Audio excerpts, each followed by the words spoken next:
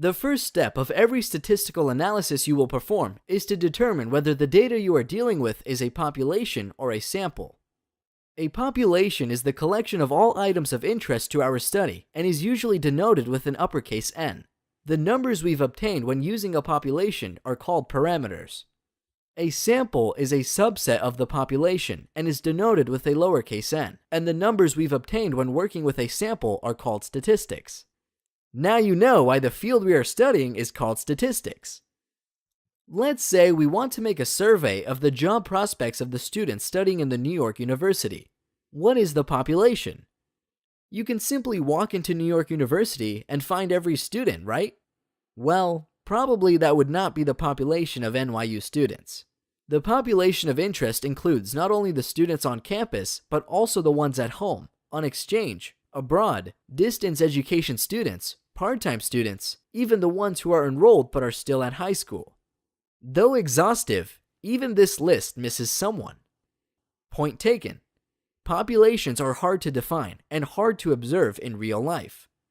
A sample, however, is much easier to contact.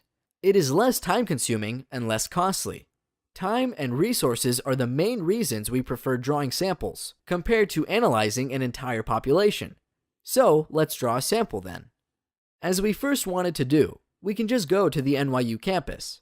Next, let's enter the canteen because we know it will be full of people. We can then interview 50 of them. Cool.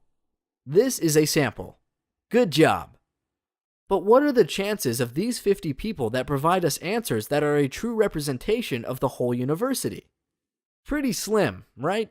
The sample is neither random nor representative. A random sample is collected when each member of the sample is chosen from the population strictly by chance. We must ensure each member is equally likely to be chosen. Let's go back to our example. We walked into the university canteen and violated both conditions. People were not chosen by chance. They were a group of NYU students who were there for lunch. Most members did not even get the chance to be chosen, as they were not on campus. Thus, we conclude the sample was not random. What about the representativeness of the sample? A representative sample is a subset of the population that accurately reflects the members of the entire population. Our sample was not random, but was it representative? Well, it represented a group of people, but definitely not all students in the university. To be exact, it represented the people who have lunch at the university canteen.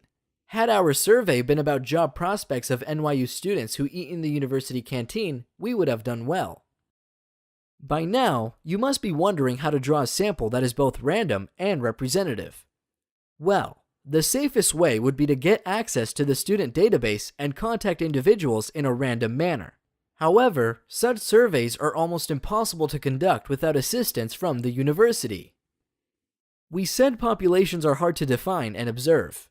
Then we saw that sampling is difficult. But samples have two big advantages. First, after you have experience, it is not hard to recognize if a sample is representative. And second, statistical tests are designed to work with incomplete data. Thus, making a small mistake while sampling is not always a problem. For more videos like this one, please subscribe.